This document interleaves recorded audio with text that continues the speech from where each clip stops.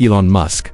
Love him or hate him, he's the man who can't step into a room without shaking the walls. And now, the world's richest man has just flipped an entire live TV interview upside down. What was meant to be the South African government is working around the rules on black ownership in order to allow Starlink in. Do you recognize that as a conflict of interest? No, of course not. First of all, you should be questioning why are there racist laws in South Africa? That's the first problem. That's what you should be attacking. All races should be on an equal footing in South Africa. That's the right thing to do. That's the deal. And there should be no preference given to one or the other. Whereas there are now 140 laws in South Africa that give strong preference to if you're a black South African, and not otherwise. And so now I'm in this absurd situation where I was born in South Africa but cannot get a license to operate in Starlink because I'm not black. Well, it looks like that's about to change. A carefully staged trap against him has instead turned into a brutal takedown of the media itself, because this wasn't just another sit-down chat. This was an ambush designed to corner Musk into a corner, force him into an admission, and maybe even destroy his credibility. But what happened next? Well, it wasn't Musk who got caught, it was the interviewer. The moment began with a question that seemed innocent enough on the surface. The host leaned in, her voice sharp but rehearsed, asking, "Do you have a conflict of interest in criticizing South Africa's racial ownership laws?" The studio went silent. The cameras zoomed, and the trap was set. But instead of hesitating, Musk snapped right back. He didn't stutter, he didn't backtrack. He flipped the question. I just asked you a question. Please answer. Does that seem right to you? Well, those rules were designed to bring about an era of more economic equality in South Africa, and it looks like the government has found a way around those rules for you. Ask you a question. This is your interview. Everyone wants to hear from you. Ask you a question. Yes or no? Not for me. Not for me to answer. I have got a question for you about your government work and the amount of savings. Completely on its head. The real problem, Musk said firmly, is the law itself.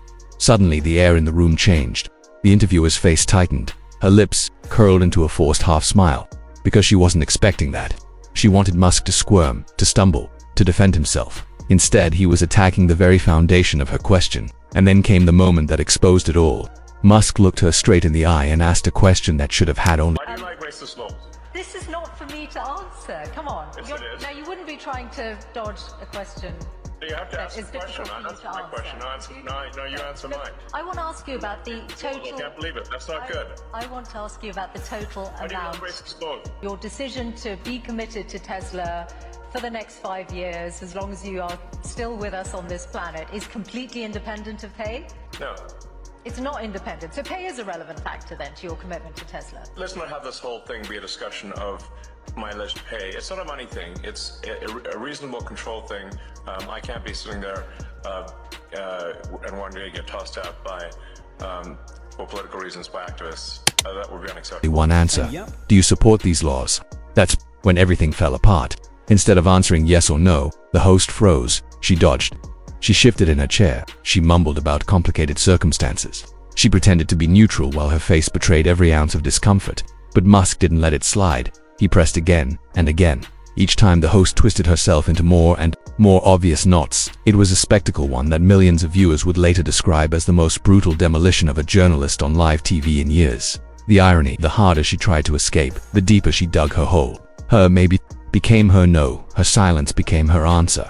And the audience knew it. The mask had slipped. The trap was exposed. Because in that moment, Musk wasn't just defending himself, he was showing the world how easily the media can be caught playing games, asking loaded questions, dodging accountability, and hoping viewers won't notice. But this time, everyone noticed. And that's just the beginning. Because if you think this interview ended with a simple, awkward silence, think again. One question before we move on to other companies, which is that I wonder if some of what has happened to Tesla in the last few months, did you take it personally? Yes. And did it make you regret any of, or think twice about your political endeavors? Because it is— I did what needed to be done.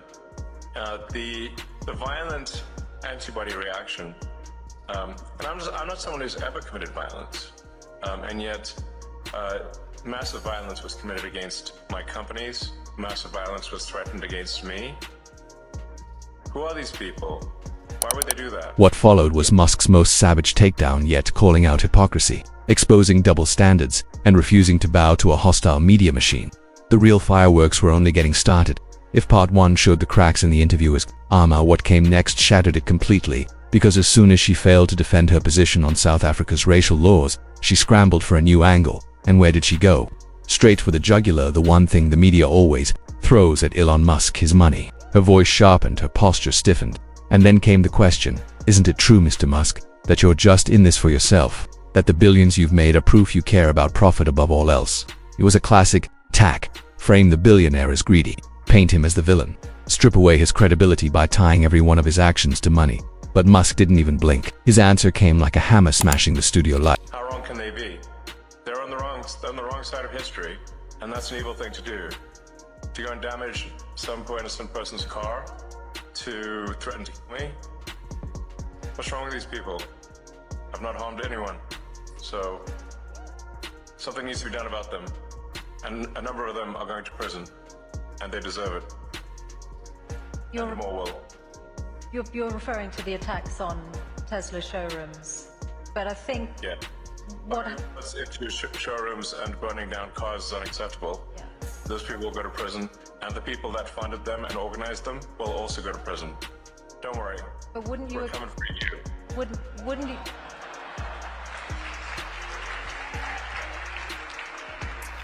Money is not the goal. It's a byproduct. The mission is the goal. For a split second, the room froze. No one moved, because Musk wasn't just defending himself, he was rewriting the narrative in real time. He was telling the world that SpaceX, Tesla, and everything else weren't about stacking cash. They were about survival, about pushing humanity forward, about a... But wouldn't you acknowledge that some of the people who turned against Tesla in Europe were upset at your politics? And very few of them would have been violent in any way. They just objected to what they saw you say or do politically. Well, it's certainly fine to object to political things, but it's not fine to resort to violence and hanging someone in effigy and threats. That's obviously not okay. That's absurd. That is in no way justifiable at all, in any way, shape, or form. And some of the legacy media nonetheless have sought to justify it, which is unconscionable. Shame on them. Achieving what governments, activists, and politicians had failed to do, and yet the host couldn't let it go. She smirked, tilted her head, and tried again. So you're saying the money doesn't matter at all? That's hard to believe. But this was the difference. While she was stuck in sound bites, Musk was stuck in truth. He explained, patiently but firmly, that wealth means nothing without purpose, that the so-called greed narrative is nothing more than lazy journalism, and that if the interviewer truly believed her own logic, then she should stop cashing her own paycheck before accusing others. It was brutal, it was raw, and the audience knew it, because while the host kept dodging, Musk kept digging deeper. He demanded accountability, clarity, honesty, and the more he pushed, the more obvious her hypocrisy became. She wanted Musk to admit guilt, but she wouldn't even admit her own position. She wanted to frame him as selfish, but refused to reveal what she herself stood for. It was a chess match, and Musk wasn't just playing. He was 3 moves ahead. Every time she tried to trap him with loaded phrasing, he turned it around. Every time she implied he was the problem, he pointed out the larger problem she was ignoring. And every time she leaned on vague, rehearsed media lines, Musk cut them down with simple, blunt truth. By now, it was no longer an interview. It was a demolition.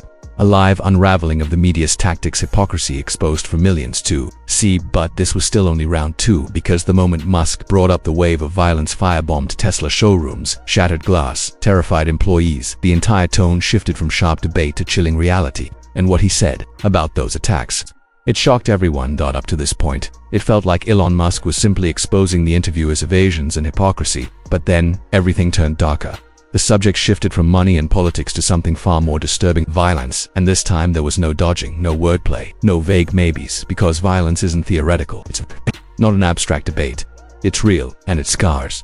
Musk leaned forward, his voice steady but edged with anger. He spoke of firebombed Tesla dealerships, shattered glass in the dead of night, cars torched to ashes while terrified employees stood helpless. He painted a picture not of a billionaire's hurt feelings, but of ordinary workers caught in the crossfire of someone else's political war. And then came the gut punch. It's not me who suffers most when they do this. It's the everyday people, the mechanics, the sales teams, the factory staff. They're just trying to make a living, but they're the ones paying the price when activists burn cars or threaten violence. In that moment, Musk stripped the entire conflict down to its brutal core. These weren't just attacks on his company. They were attacks on livelihoods, on families, on innocent people with mortgages, school fees, and medical bills. People who clocked in every morning not to make headlines but to keep food on the table. And he wasn't wrong. When the host tried to pivot, minimizing the destruction, suggesting maybe it was just political backlash, Musk shut it down instantly. His eyes narrowed, his tone sharpened, and he delivered the kind of response that leaves a studio ice cold. Criticism is fine. Violence is not. Hanging someone in effigy, death threats, burning cars, there is no excuse. None. And those responsible will go to prison. The room tensed. You could feel it. Because for the first time, Musk wasn't just defending himself, he was issuing a warning. A line had been crossed, and he was making it clear that those who crossed it would pay the price. But here's where it got even more unsettling. Instead of acknowledging his point, the host tried to flip the blame back onto Musk. But wouldn't you admit, Mr. Musk, that your politics are what made people angry in the first place? That maybe, if you hadn't spoken out, there wouldn't be this backlash? It was jaw-dropping, victim-blaming live on air, essentially telling Musk that if he had just stayed quiet, the violence wouldn't exist. And you could see it in his face, disbelief. How could anyone, let alone a journalist, suggest that free speech justifies firebombs? That a billionaire's political stance somehow makes it understandable to terrorize working-class employees? Musk didn't flinch, he didn't yell. He simply locked eyes with her and said, "Shame on anyone who justifies this. Shame on the media that excuses it. Violence is never the answer, no matter the politics ever." It wasn't just a response. It was a statement of principle, a vow of justice, and a direct strike at the heart of a narrative designed to twist guilt onto the victim. But the showdown wasn't over yet, because in the final round, Musk went beyond defending himself and revealed why he believes his fight isn't just personal, but historical. By now, the interview had spiraled into something far bigger than a sparring match over policy or money. It had become a battle of principles, a collision between someone trying to justify the unjustifiable and Elon Musk, standing firm with an almost unnerving calm. The host pressed again, circling back with the same tired angle. Maybe the attacks weren't really about violence. Maybe they were just people upset at Musk's politics. Maybe it was his fault. But Musk didn't even blink. His answer came sharp, clear, and final. It is fine to disagree politically, but it is never fine to commit violence, to burn cars, to issue death threats, to attack innocent employees. That is evil, and those responsible will face justice. Notice the word he used: evil. Not wrong, not misguided, evil. Musk wasn't just talking about vandalism or threats. He was calling it what it was: a moral crime, an assault, not only on him, but on decency itself. And then he went further. The unthinkable, excusing violence when it suited their narrative. Shame on them, he said. Shame on anyone who justifies violence in the name of politics. The host tried, one last time, to pivot. She stammered into another question, but the damage was done. Musk had flipped the script. What started as an ambush interview had turned into an exposé, not of him, but of the interviewer's evasions, the media's hypocrisy, and the broken logic that tries to excuse destruction in the name of outrage. And here's the kicker. Musk's fight isn't really about protecting himself. The man could vanish to Mars tomorrow and never worry about it again. He's rich enough, powerful enough, untouchable in ways most people can't even imagine. But that's not the point. What he's defending are the workers, the dealerships, the engineers, the factory line teams, the ordinary people who don't have private jets or secret islands, people who just want to do their jobs without being threatened or used as pawns in some activist's war. And that's why, whether you like Musk or not, you can't ignore this. He's drawing a line in the sand. He's saying that history will not excuse cowardice, or excuses, or media spin. That when people look back at this moment, they'll see who stood against violence, and who tried to justify it. The camera cut, the lights dimmed, and the interview ended. But the message lingered like smoke after a fire. Because love him or hate him, Elon Musk made one thing brutally clear. This isn't just about cars or rockets or tweets. It's about right versus wrong. And when the history books are written, those who tried to excuse evil will not be remembered kindly. The trap had been set. But in the end, it wasn't Musk who fell in, it was the interviewer. And the whole world saw it happen.